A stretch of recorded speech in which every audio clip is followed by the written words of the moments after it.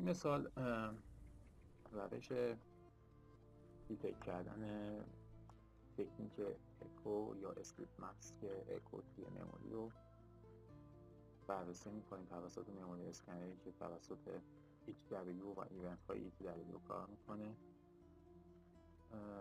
اینجا همانند مثال قبلی ما از ETW پروسس مونیتور استفاده میکنیم برای دیتکت کردن ایونت های اتک خودمون برای به دست آوردن ایونت ریچار مم الوکه مربوط به اون تکنیک که اینجا تکنیک ما میخوایم بررسی بکنیم تکنیک اکو هستش. تکنیک اکو یک روش اسلیپ ماسک هست که شما میتونید اون رو صوتش رو توی اینترنت پیدا بکنید. اگر بخوام دقیق بگم که چگونه کار میکنه، تو سیت و سروری که من اینجا دارم میتونید شما تکنیک اکو رو انتخاب بکنید برای شل کد خودتون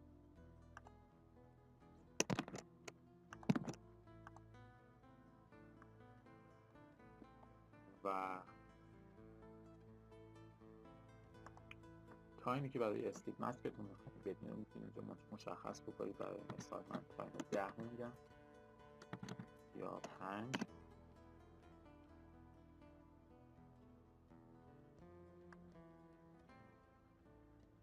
اینکه خیلی ساده به نظر بیاد کار ما، فقط ما اینجا انتخاب میکنیم که کدی که میخوایم ازش استفاده بکنیم شل کد باشه و نه اکسل. تکنیک اکو رو انتخاب میکنید و اسلیپ ماسک رو اسلیپی که میخواید بهش بدید رو انتخاب میکنید. من اینجا عدد 5 رو میزنم و جنریت رو میزنید برای اینکه فایل باینری شما ساخته بشه. این زمان بر هست برای اینکه من این کار رو توی ویدیو انجام زمان نگیره از ویدیو ما. من این کار رو قبلا انجام دادم. اسلیپ ماسک تکنیک رو اکو انتخاب کردم و اسلیپ تایم هم مشخص کردم و جنریت رو زدم. به من فایلی رو که ساخته اینجا داده. شما میتونید فایل ها رو ببینید به صورت فایل باینری. ما فایل به صورت شیر کد یا باینری میخوایم برای اینکه بتونیم تو سی شارپ کد ازش استفاده بکنیم برای اینجا کردن به صورت لوکال یا ریموت. در نتیجه دیگه من این قسمت انجام نمیدم. شما اسلیپ رو انتخاب میکنید، تکنیک رو انتخاب میکنید، تایمش رو انتخاب میکنید و جنریت رو میکنید. فایل برای شما میسازه. البته زمان بر هستش، معمولا 5 تا 10 دقیقه طول میکشه. یک فایل برای شما میسازه و این فایل الان اینجا آماده است. من یک وب سرور رو انداختم به پورت 8000 که فایل رو دانلود بکنم. توی کد قبلا هم در موردش صحبت کردیم که از تکنیک جامپ استفاده میکنه برای اجرای تکنیکی ما که دیلیگیت هستش و توی دیلیگیت اون کد ما اون فایل باینری رو دانلود میکنه از اون آدرس. اینجا فایل که قرار دانلود بشه آرکیاکر یا تایمر تیم هستش که اینکه شما توی سمت لینوکس من ببینید فایل رو که به صورت وب سرویس میتونم با پورت 8000 دانلودش بکنم.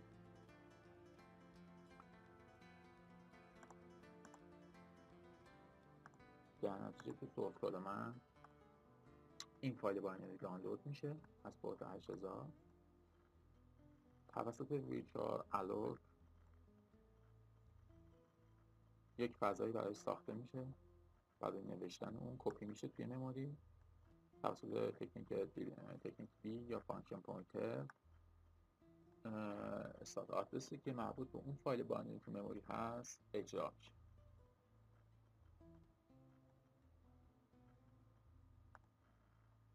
زمانی که این کار این اتک اتفاق میفته، ایونت های ویرچوال مم الوکیشن ما باید مانیتور بکنیم تا بتونیم ببینیم که دقیقاً این فایل اکو یا این تکنیک اکو قراره که تو مموری چه ویرچوال مم الوکیشن هایی رو ایجاد بکنه. خب من برای اینکه نشون بدم که این چگونه کار میکنه مموری اسکنر رو ران کردم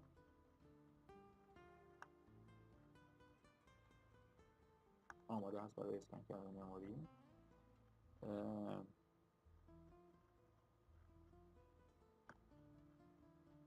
کد رو اجرا میکنم تا از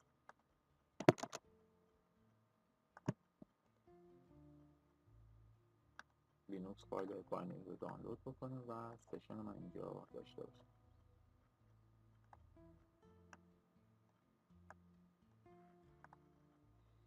با فایل اجرا میکنم. همونطور که میبینید بعد اجرای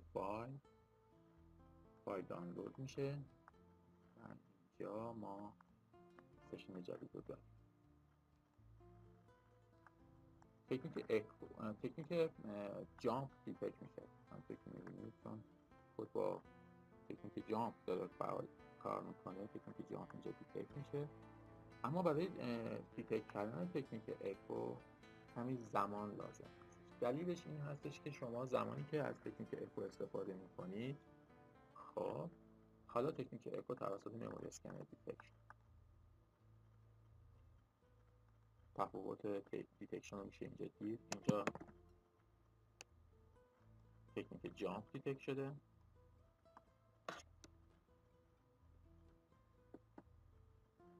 چند ثانیه بعد تکنیک اکو هم دیتکت میشه. دلیلش این هستش توی تکنیک اکو بک‌گراند کار به این صورت هستش که شما پروتکشن مودی که دارید روی اون ریچارمن الاکی که تکنیک اکو روش کار میکنه چندین بار تغییر میکنه از RW به RX و این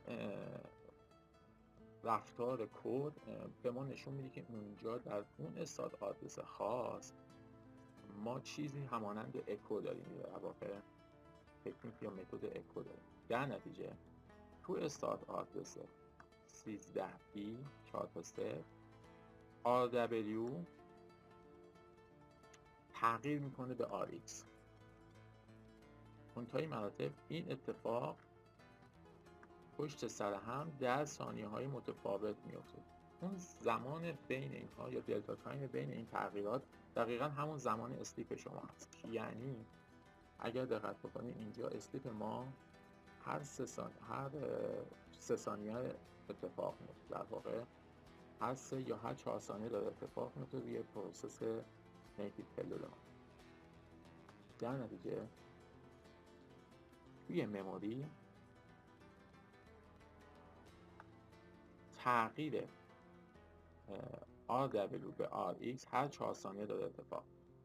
توی مموری اسکنر من جوری کد رو نوشتم که بیاد این قضیه رو چک بکنه. اگر 10 بار این اتفاق افتاد پشت سر هم در زمانهای دلتا تایم ما، در واقع در هر 4 ثانیه یا هر 3 ثانیه 10 بار این اتفاق افتاد، اون وقت این رفتار کد رو توی اون استارت آدرس به عنوان تکنیک اکو به عنوان فلگ دیتکشن در نظر بگیر و اون رو نمایید. خب چجوری اصلا میتونیم متوجه بشیم که آیا واقعا داره این اتفاق میفته یا نه؟ اگه بریم توی مموری یا اون پروسس توی قسمت مموری باید استارت آدرسی که اون اتک داره روش کار میکنه رو پیدا بکنیم. برای این کار توی سمت لینوکس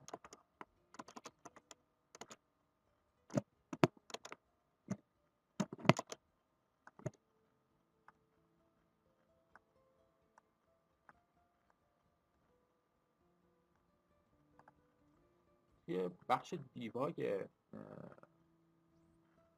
C2 سرور شما میتونید ببینید که نیتیو پلود ITD توی بیس آدرس 13B40 اتک اکو رو انجام داده یا شل کد رو که به واسطه تکنیک اکو داره فعالیت میکنه رو کپی کرده. در نتیجه ما میدونیم که بیس آدرس اون 13B4 تا 0 هستش. اگر بیایم اینجا توی مموری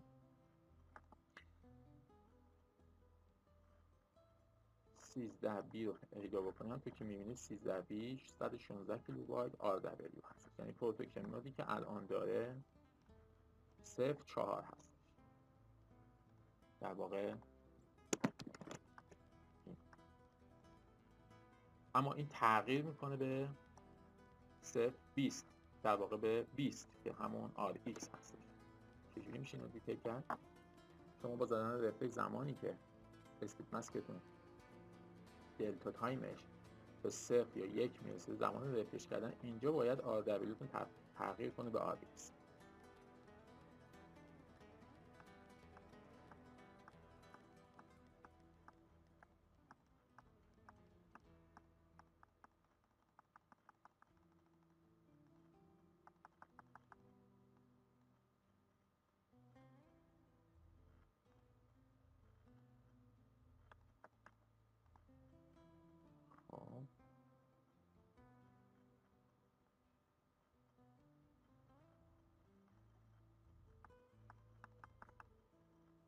حالا تغییر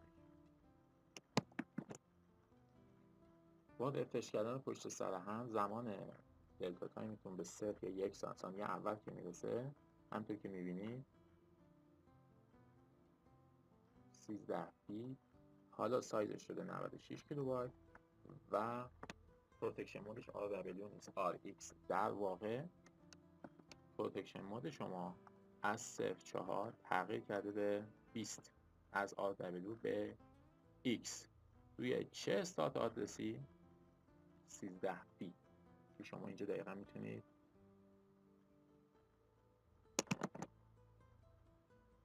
ببینید که توی استارت آدرس 13 فیت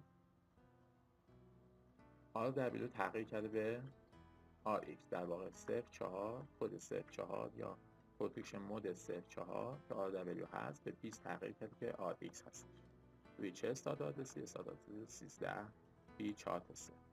اگر این اتفاق یا این روتین یا این رفتار توی استارت آدرس 13 فیت به مدت مثلا 1 دقیقه مانیتور بشه و شما توی اون 1 دقیقه برای مثال هر 4 ثانیه متوجه بشید که دارید این تغییر روی RW و RX ایجاد میشه تو پروتکشن مود شما، این تکنیک این به شما این اطلاعات میده که اینجا توی این استارت آدرس اتفاقی که داره میفته شبیه تکنیک اکو هستش که برای اسلیپ ماسک استفاده.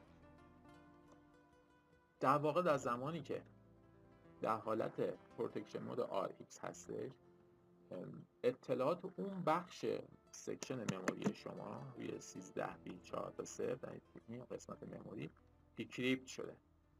در واقع اینکریپت نیست، در حالت معمولی داره کار میکنه، چون حالت اگزه هستش حتما باید دیکریپت شده باشه و اجرا بشه. زمانی که به حالت RW برمیگرده اون بخش از مموری اینکریپت میشه، در واقع اطلاعاتش کاملا نامفهوم میشه برای سیستم عامل به وسیله اینکریپشن. در نتیجه وقتی زمانی که آنتی ویروس ها در زمان RW این بخش رو اسکن میکنن، این استارت آدرس رو اسکن میکنن، چون اینکریپت هستش هیچ پیلود خاصی رو نمیتونن اونجا پیدا بکنن، در نتیجه بایپاس میشه. این اتفاق هر 4 ثانیه یک بار اتفاق میفته یا هر 3 ثانیه یک بار اتفاق میفته، به دلیل اینکه اینجا ما اسلیپمون 3 ثانیه به 3 ثانیه تغییر میکنه. در واقع زمانی که ثانیه اول هستش تبدیل به RX میشه، در واقع دیکریپت میشه، کد اجرا میشه، یه ارتباط بین کلاینت و سرور برقرار میشه، بلافاصله ارتباط قطع میشه و اون بخش از مموری که این ارتباط رو برقرار کرده کدش به همون سرعت اینکریپت میشه که آنتی ویروس اگر اون لحظه کانکشن تو همون ثانیه اول نتونه این بخش از مموری رو اسکن بکنه، تو ثانیه دوم دیگه اگر اسکن هم بکنه دیر شده، چون اون زمان در اون بخش از مموری تمام اطلاعات اینکریپت شده و چیزی رو آنتی ویروس نمیتونه دیتکت کنه.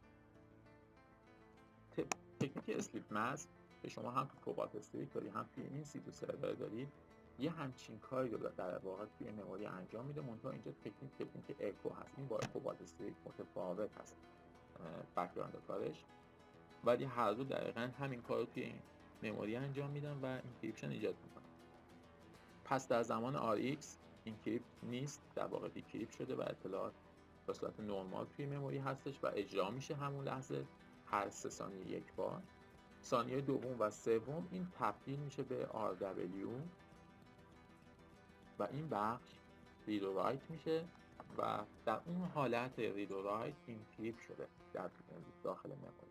در نتیجه اگر آنتی ویروس تو ثانیه دوم یا سوم بخواد اون بخش رو اسکن بکنه، چیزی به دست نخواهد آورد و پیلوت‌های این تیپ شده رو اسکن میکنه که معمولا چک نمیشه. پس بک‌گراند کار اسلیپ ماسک که اکو توی این سیکل سرور به این شکل هستش که هر 3 ثانیه یک بار پروتکشن مود ما تغییر. حالا اگه من دوباره رفرش رو بزنم مطمئنا این RX تغییر خواهد. همونطور که می‌بینید حالا شد آردن، سایزش هم تغییر ولی همان استاد. به این میگن تکنیک اکو که یک جور اسلیپ ماسک تو مموری هستش برای اینکریپت کردن پیلودها برای بایپاس کردن آنتی ویروس ها و ایدیا ها توی مموری. خب مموری اسکنر من اینجا چگونه این تکنیک رو دیتکت میکنه؟ میاد میگه که اگر توی مموری من ریچار مم الوکی رو پیدا کردم که چند بار این اتفاق براش افتاد، یعنی RW به RX تغییر کرد، بعد از چند ثانیه اون رو دیتکت. اگر دقت کرده باشید اول تکنیک جامپ رو دیتکت کرد، چند ثانیه گذشت تا این اتفاق تغییر پروداکشن مود پشت سر هم اتفاق بیفته. اگر این کانتی که میندازه، در واقع این شمارش که میندازه بیشتر از 10 بار شد، اون وقت اون رفتار اون بخش از مموری رو به عنوان تکنیک اکو دیتکت میکنه. توی کدوم استارت آدرس؟ توی این استارت آدرس. یکی 3 تا 0 اگر سی دیگه 3 تا 0 کم میکنه که رقم میشه 13 بی 4 تا که پروتکشن مود ما تو اونجا 10 بار، حداقل 10 بار از 0.4 به 20، یعنی از RW به RX تغییر که شما اینجا میتونید ببینید RW حالا شد RX.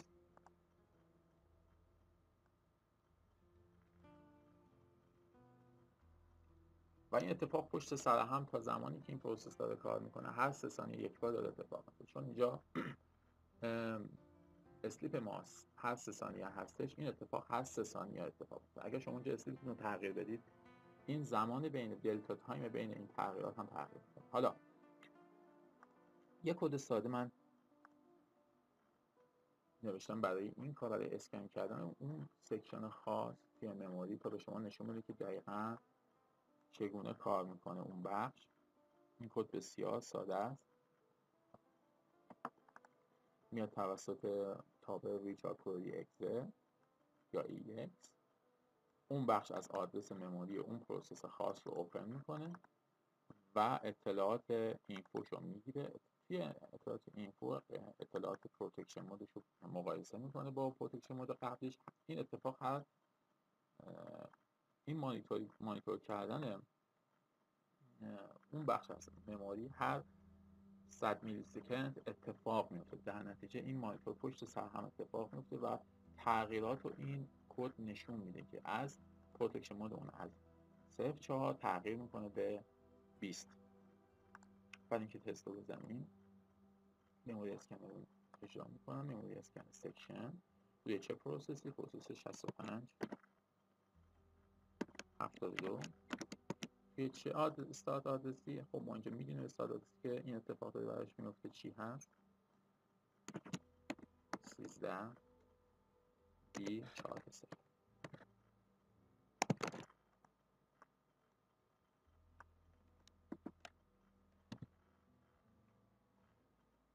حالا داره شما میگه که پروتکشن مود برای آدرس 13 بی داره تغییر میکنه از 0.4 به 20 0.4 20 0.4 20. اگه دقت بکنید این ایونت یا در واقع این تغییرات هر 3 ثانیه یا هر 4 ثانیه داره اتفاق میفته. این زمان بین در واقع این دلتا تایم اسلیپ ما رو به ما نشون میده.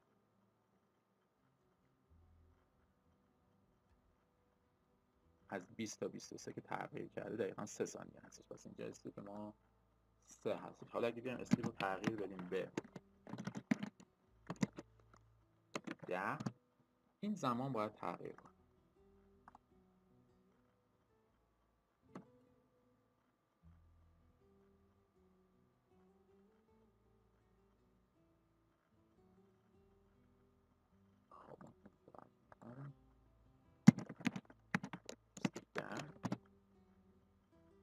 حالا باید خب همونطور که می‌بینید دیگه تغییرات هر 3 ثانیه اتفاق میفته، بعد هر 10 ثانیه اتفاق بین 51 10 59 تا 1 11 10 دقیقاً 9 تا 10 ثانیه فاصله 11 ثانیه فاصله است. دقیقاً میتونید ببینید که تفاوت رو میشه مشخص کرد بین 10 تا 21 تا 20 تا 21 دقیقاً 10 ثانیه یا 11 ثانیه تفاوت است. و اینجا شما دقیقاً میتونید با این تکنیک خیلی ساده اسکن کردن تغییرات پروتکشن مود اون استاندارد خاص تکنیک اکو رو دیتکت کنید. پس ما الان چون اسلیپمون شده هر 10 ثانیه، تغییراتی که توی 0.4 یعنی RW به RX اتفاق میفته هر 10 ثانیه است.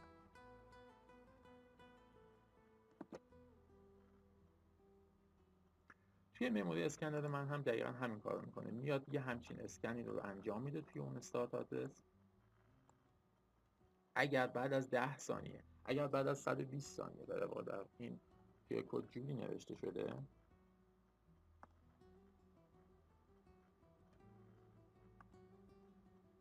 که به صورت 120 ثانیه اون سکشن رو اسکن میکنه یا مانیتور میکنه. توی 120 ثانیه اگر تغییرات بین 0.4 و 0.20 که کانتش ما اینجا داریم میگیم که هر بار که تغییر میکنه یک شماره به کانتر ما اضافه میکنه. اگر کانتر ما یا شماره انداز ما بیشتر از 10 شد، در واقع 11 شد، اون وقت میاد اون به عنوان دیتکشن. فقط اگه دیتکشن در نظر میگیره و اون نپیش میده به عنوان اینکه 10 بار اون اتفاق توی اون استارت آدرس افتاده، در نتیجه این به عنوان تکنیک اکو دیتکت میشه. دیگه در این حالت ما نیازی نداریم اون بخش از مموری که اینجا هستش سکشن 13 بی 4 0 رو زمانی که در حالت RW هست اسکن بکنیم، به خاطر اینکه اگه شما زمانی که این بخش از مموری در حالت RW هست اسکن بکنید، اینجا پیلود هایی که در این بخش رو دیتکت میکنید اینکریپت شده و شما چیزی به دست نمیارید. در واقع نمیتونید پیلودهای واقعی رو دیتکت بکنید، نه شما و نه آنتی ویروس ها این کار رو نمیتونن بکنن. در نتیجه اسکن کردن مموری در اون بخش بسیار کار بیهوده ای هست. در زمان RX شما اگر اینجا رو اسکن بکنید میتونید اصل پیلود رو پیدا بکنید، اما این کار بسیار سخت هستش برای اینکه شما دلتا تایم اسلیپ سیکو سرور رو نمیدونید. به خاطر همین به راحتی نمیتونید اون کار رو انجام بدید و اصلا انجام دادن این روش برای اسکن کردن مموری بسیار کار اشتباهی هست. تو برنامه نویسی اگه بخوایم این کار رو انجام بدیم میتونه بسیار سیستم رو کند بکنه. در نتیجه ما رفتار کد رو توی اون مموری ادرس مد نظر میگیریم و اگر دیدیم که این RW به RX تغییر میکنه چند بار، 10 بار، 15 بار در یک دقیقه، در 2 دقیقه، میتونیم اونو به عنوان فلگ دیتکشن در نظر بگیریم که در این استارت آدرس از تکنیک اکو استفاده شده برای تغییر RW به RX. همونطور که می‌بینید مموری اسکنر من هم این تکنیک رو دیتکت کرد.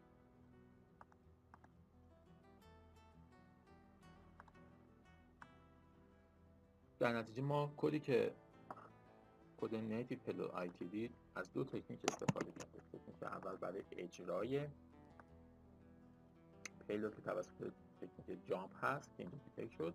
بعد از چند ثانیه مموری اسکنر ما تکنیک اکو رو به همون پروسس ITD تو مموری دیتکت میکنه که در استارت آدرس 13 بی 4 3 پروتکشن مود از 4 به 20 در واقع از RW به RX 10 بار حداقل تغییر کرد. بازم میگم اگر در زمان RW شما این بخش از مموری رو اسکن بکنید این اطلاعات اینکریپت شده است و شما چیزی به دست نمیارید. خب حالا برای اینکه ببینید دقیقاً این RW تبدیل میشه به RX دقیقاً چه ویچوال مم الوکیشنی رو داره، من فقط اول این مثال رو برای شما زدم که شما نشون بدم که چجوری این کد تو مموری اسکنر داره کار میکنه و دیتکت میشه. مموری اسکنر رو میبندم. اینجا همونطور که مشاهده کردید اسلیپ رو وقتی ما تغییر دادیم زمان تغییر هم اینجا مشخص است. اگه من بیام اینجا دوباره اسلیپ رو بکنم هر برای مثال 2 ثانیه اینجا باید تغییر شما مشاهده بکنید، هر 2 ثانیه تغییر.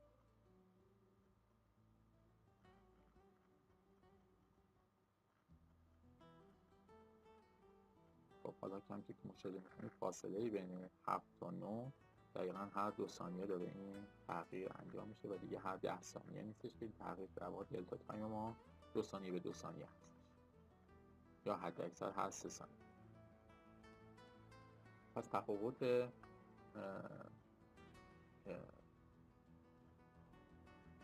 روش دیتکشن توی این بخش برای اسلیپ ماسک رو مشاهده کردید که اینجا همین متفاوت هست که شما در اینجا نیاز به اسکن کردن بایت هم نیستش، فقط شما باید اینجا رفتار کد رو تو مموری اسکن بکنید که ببینید آیا اون آدرس خاص تغییرات کد رو که مود خودش داره، اگر داره آیا سایزش تغییر میکنه یا نمیکنه. ممکنه حتی سایزش هم ثابت باشه، اما مثلا این مثالی که من دارم میزنم سایز تغییر میکنه. در واقع اگه شما نگاه بکنید سایز 96 کیلوبایت زمانی که RX هستش، زمانی که تبدیل میشه به RW 116 کیلوبایت. خب حالا باید ببینیم که چجوری میتونیم روی چارت نیم الوکیشن های این تکنیک اکو رو به دست بیاریم توی مموری.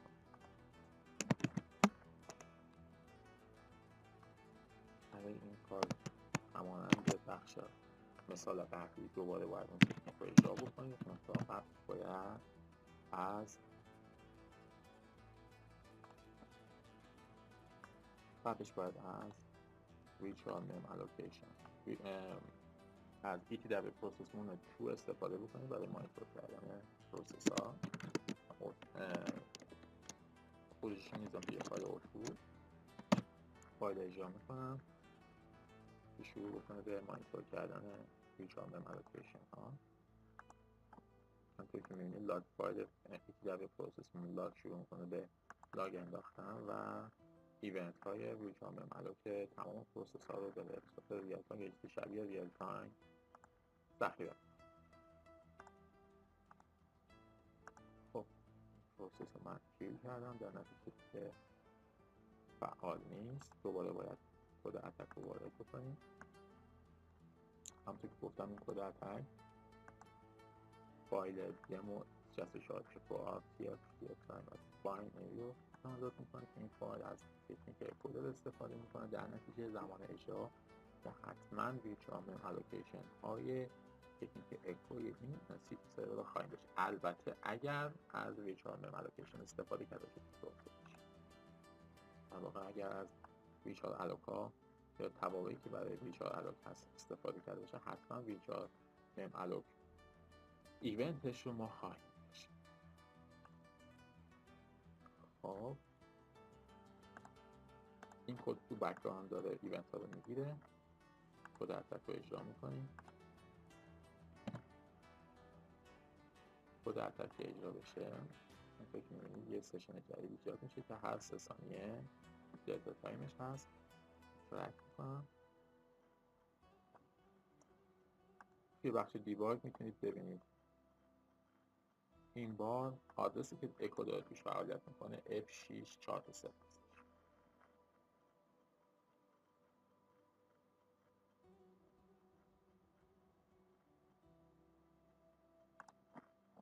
کمی صبر میکنم که دوباره تمام ایونت های ETW بخش گرفته بشه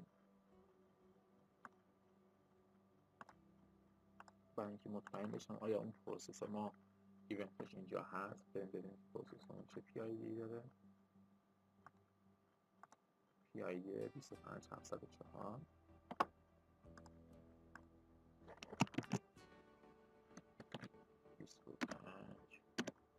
25704. خب ایونت های این پروسس داره میفته.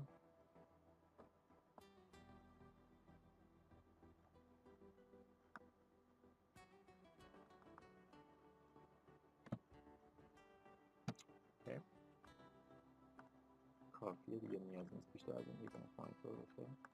کنترل سی میزنم. داخل فایل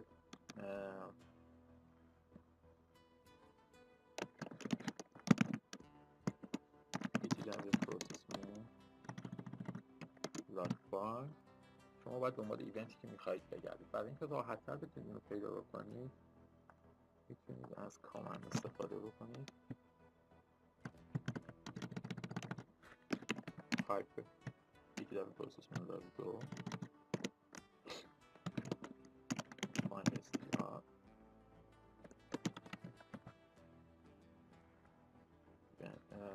PID ما هست 25 704.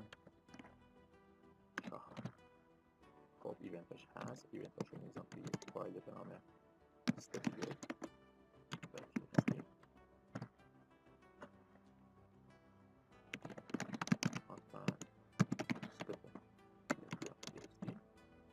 این فقط ایونت های همون پروسس ما هستش، پروسس اتکر ما هستش که هر 3 ثانیه تکنیک کد روش کار میکنه.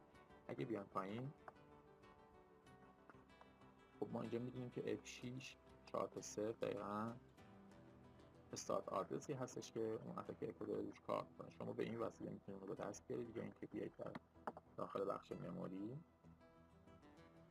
و تغییرات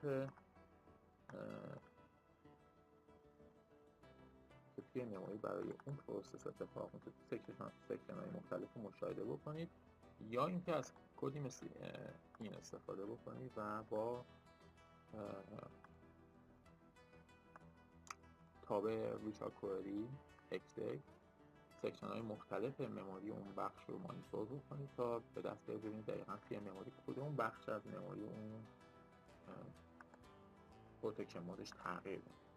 این تغییر پروتکشن مود از RW به RX یا حالا از هر پروتکشن مودی به پروتکشن مودی دیگر امکان پذیره برای هر سکشن. منتهای مطلب اگر این توی یک حالت دلتا تایم در واقع در حالت اسلیپی باشه که هر چند ثانیه یک بار به صورت مداوم و پشت سر هم اتفاق بیفته، اون وقت هستش که این برای ما میشه رفتاری که رفتار مشکوک هستش و در واقع میشه اون رو نسبت داد به تکنیک اکو و اسلیپ ماسکی که پشت این قضیه داده استفاده میشه برای این که در نتیجه تغییر مداوم پروتکشن مود از RW به RX برای ما مهم هستش برای دیتکت کردن یا فلگ دیتکشن ما. اینجا در واقع این رفتار توی سکشن های مختلف میمونه. خب اگر من حالا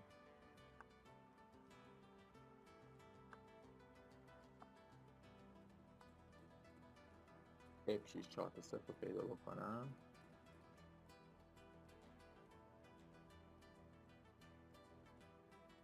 این F6 4 تا 0 همونطور که می‌بینید سایزش هم باز اینجا 96 کیلوبایت RX هستش. زمانی که RX هستش اطلاعات داخل این دیکریپت شده هستش. وقتی رفرش بکنید همونطور که مشاهده می‌کنید حالا F6 4 تا 0 دیگه RX نیستش، RW هستش. سایزش هم تغییر کرده به 116. حالا اینجا ما میتونیم متوجه بشیم که F6 4 تا 0 سکشنی هستش توی مموری توی این پروسس که RWش تغییر میکنه و RX و این اتفاق هر چند ثانیه یک بار به صورت مداوم داره اتفاق میفته که اون هر چند ثانیه در واقع همون دلتا تایم ما یا اسلیپ تایم ما هستش. در نتیجه این بخش نمایانگر تکنیک اکو هستش. خب بریم توی اگه من بیشتر رو کلیک بکنم یه همچین استارت آدرسی هستش. بریم توی قسمت لاگ فایل ها سرچ بکنیم ببینیم ما اینجا 6 4 تا 0 داریم یا نه.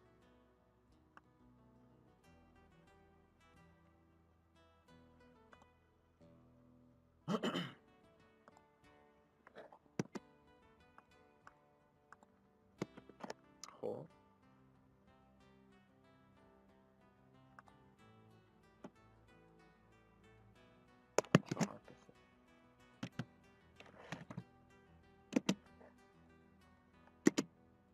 پس F6 نمیتونه باشه. در نتیجه باید F7D 3 باشه که F7D 3 خواب پیداش کردیم. حالا میتونیم مموری سکشنی که مربوط به این هست رو اینجا ببینیم. ایونت ویژوال مم الوکش اتفاق افتاد. اگر شما F7 هیچ 3 ازش یک ریست 0 کم بکنید دقیقا سایز شما میشه F6 4. در نتیجه ویژوال مم الوکیشن ایونتی که داره اشاره میکنه به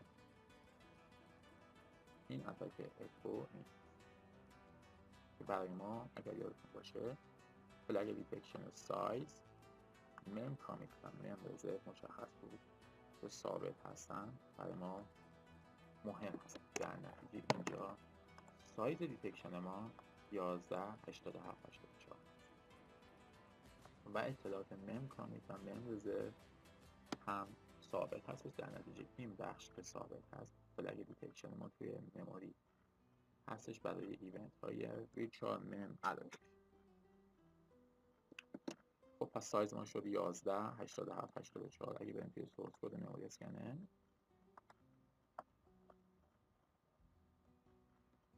شما اینجا میتونید سایز 118784 رو ببینید.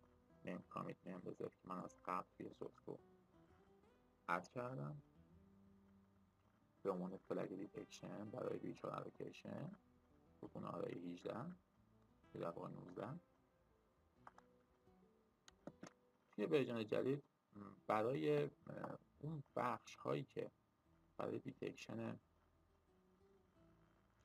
پی هدر بود شما از این فلگ ها استفاده میکنید و از این سایز ها استفاده میکنید. برای دیتکت کردن تکنیک جام معمولا مم کامیتی که اتفاق میفته سایزش 496 از 4 کیلوبایت هستش. برای این روش جدید اکو که توی مموری اسکنر من اد کردم به عنوان دیتابیس سایز شما 118784 هست برای این سی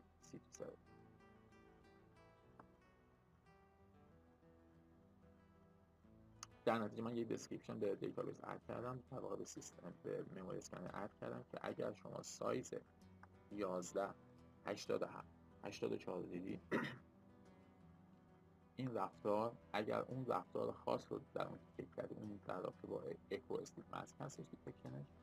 اگر سایز 496 رو دیدی جامپ متد هستش که دیتکت شده شرطی که این بات در داخلش باشه. در غیر این صورت موارد دیگه مربوط میشه به دیتکت کردن پی هدر ها. اینجا مشخص. پس این مموری الوکیشن هایی که توی این سایز ها اتفاق میفته توی مموری بایت هاشون دامپ میشه اسکن میشه که باید یه همچین سیگنچر هایی در داخلش پیدا بشه. اگر سایز 496 باشه تکنیک جامپ باید توی اونها دیتکت بشه. در نتیجه بخش مموری اونها دامپ میشه. اگر B8 و FF و EF دیتکت بشه و بینشون 4 خونه حافظه باشه اونو به عنوان فلگ دیتکشن انتخاب میکنه.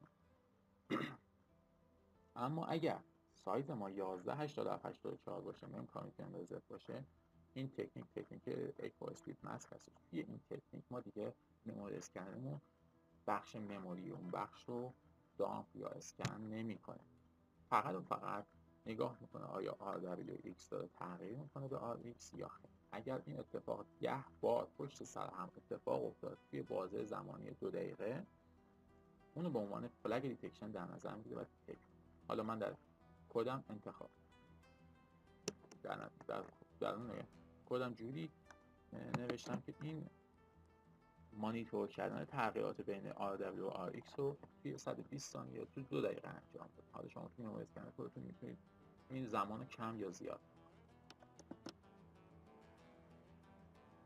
در واقع توی 2 دقیقه یک حلقه اتفاق میفته. توی اون حلقه پروسس اوپن میشه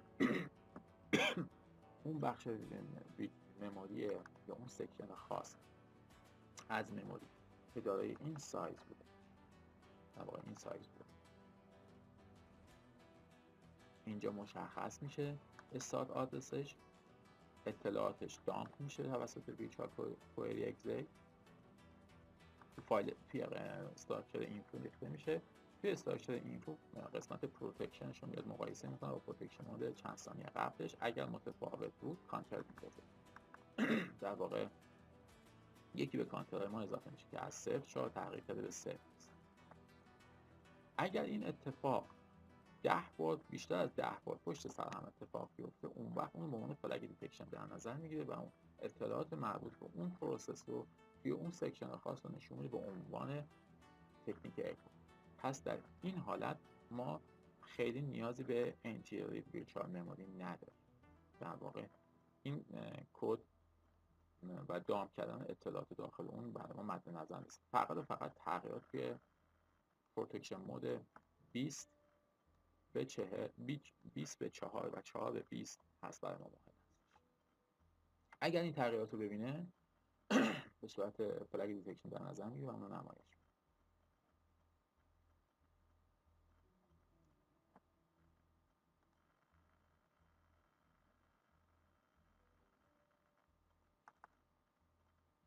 همینطور که مشاهده میکنید که کد ورژن 2.2 تغییراتی که کرده، اگر توی در زمان اسکن کردن اگر ویرچوال مم الوکیشن ایونت هایی پیدا بکنه که مربوط به این بخش از ایونت های ما بود و در واقع این فلگ های دیتکشن رو داشت، این بخش کد اجرا میشه.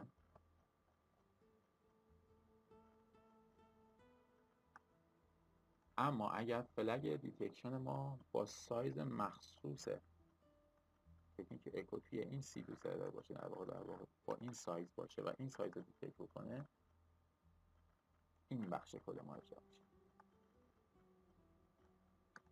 که تو حالت تسک به صورت بک‌گراند شروع میکنه به اجرا کردن این فانکشن یا این متد ما برای چک کردن تکنیک اکو.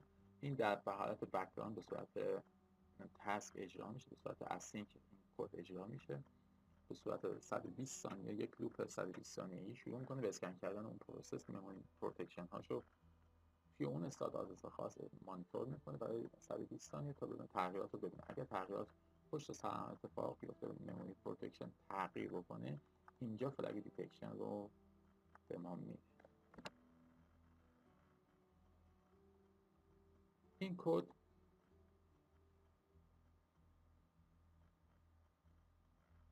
بعد از 120 ثانیه مانیتور کردن اون پروسس رو دیگه کاری نخواهد داشت. در واقع اسکنر من 120 ثانیه دیگه اون پروسس خاص تو اون سکشن خاص مانیتور و زوم میکنه. بعد از اون این متد کاری به اون پروسس نداره، اون پروسس رو دیگه اسکن نمیکنه. پس در 120 ثانیه اول رفتار کد رو مشاهده بکنید که از 0.4 به 0.20 تغییر میکنه و همین اتفاق به صورت لوپ هر چند ثانیه یک بار داره اتفاق میفته، اون دیتکت خواهد.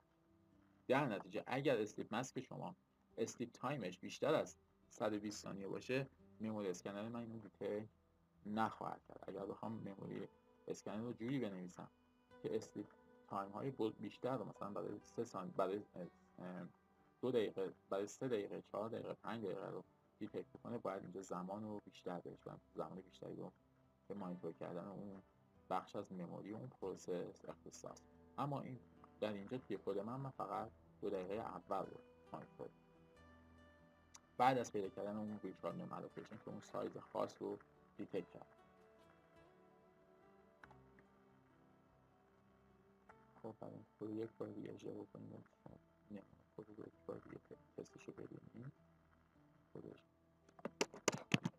خب من برای اینکه دوباره مثل رو بزنم کد رو اجرا میکنم.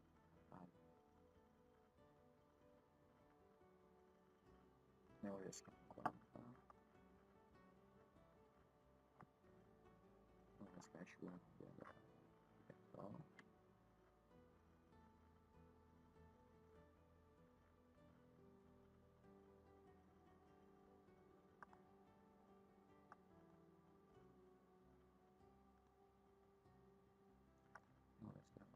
است. اتاق رو اجرا میکنم.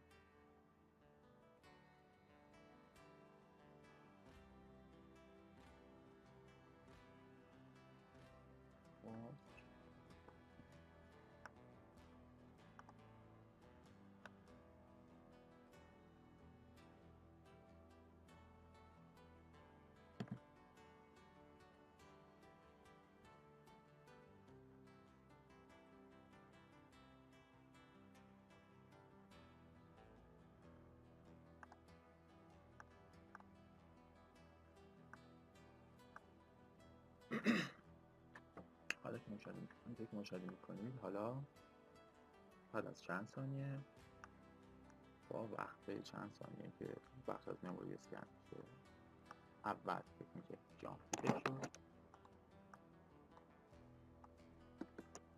رکورد بعدی بعد از چند ثانیه میاد متوجه میشه که B5430 پروتکشن مود از 4 به 20 تغییر میکنه، این از RW به 20 که RX هست تغییر میکنه و اون رو به عنوان فلگ دیتکشن در نظر میگیره، به خاطر اینکه حداقل 10 بار این اتفاق توی این استارت آفیس افتاد. در واقع توی این استارت شما اگه مقدار 1 دی 0 از 6 دی 0 هم بکنید که همیشه B5430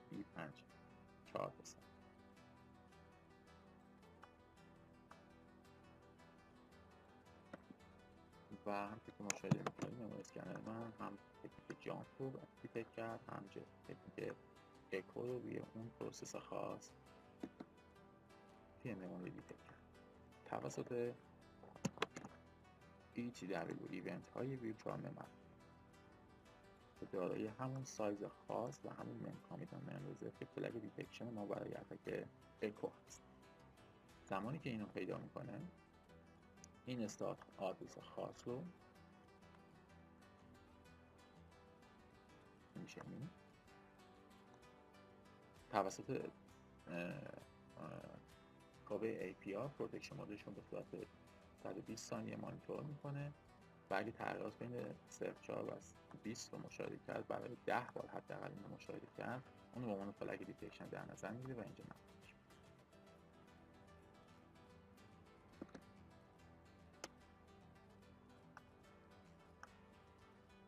حالا اگر من همین تکنیک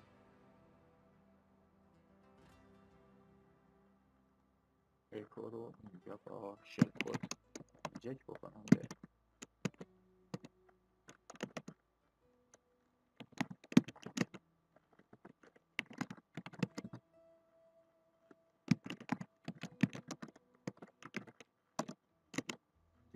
یه پروسس دیگه، برای مثال یه پروسس به اسم ناتپد 215760 2157 2157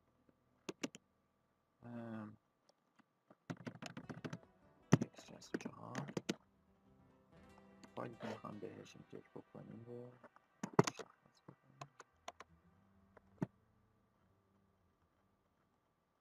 برای مثال این فایل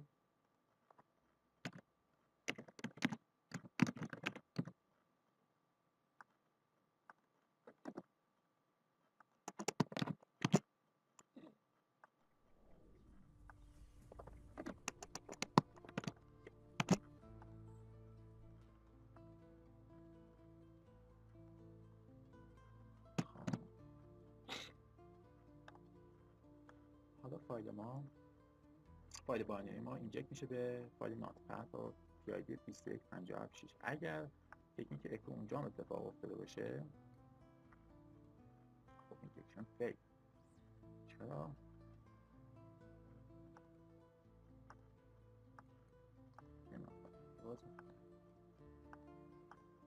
PID 10648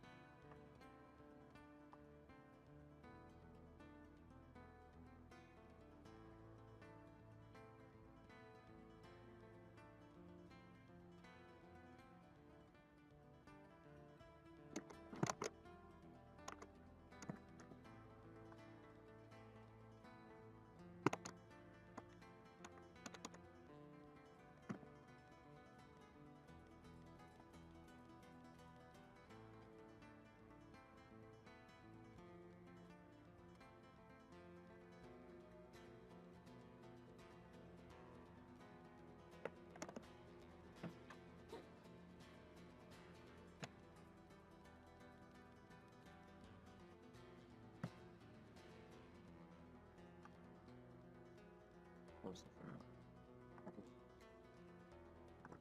49 48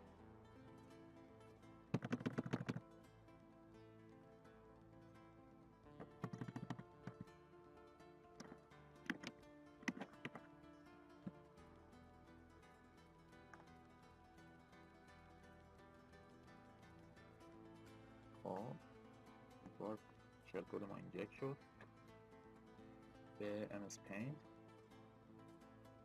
خب توی MS Paint شما میتونید ببینید که آیا تکنیک اکو رو دیتکت میکنه یا نه. باید صبر کنید.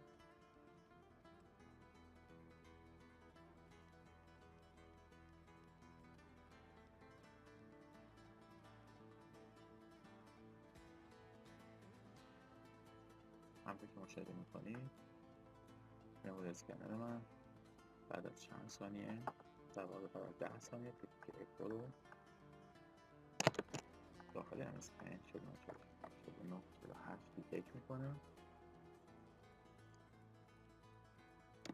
پس نمود اسکنر داده به خوبی داره با ایونت هایی که در روی کار کار میکنه و اون سایز خاص رو داره تشخیص میده. این اطلاعات رو به صورت ثابت تک میکنه به وسیله روی کار الوکیشن ایونت ها توی این استارت آدرس که در واقع میشه این. اگر این مقدار شما از این کم بکنید دقیقا میشه این استارت آدرس. پروتکشن مود رو مانیتور میکنه برای حداقل 2 دقیقه. وقتی مشاهده میکنه که حداقل 10 بار 04 تغییر میکنه به 20 توی پروتکشن مود این سکشن اونو به عنوان فلگ دیتکشن در نظر میگیره، به عنوان اکو تکنیک دیتکت میکنه و اینجا نمایش داده